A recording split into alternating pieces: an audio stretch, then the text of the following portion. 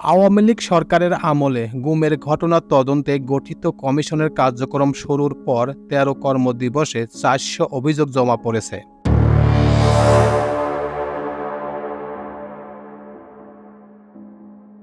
ভুক্তভোগীদের দেওয়া অভিযোগ অনুযায়ী প্রতিরক্ষা গোয়েন্দা মহাপরিদপ্তরের ডিজিএফআই কার্যালয়ে গিয়ে গোপন বন্দিশালার সন্ধান পেয়েছে কমিশন।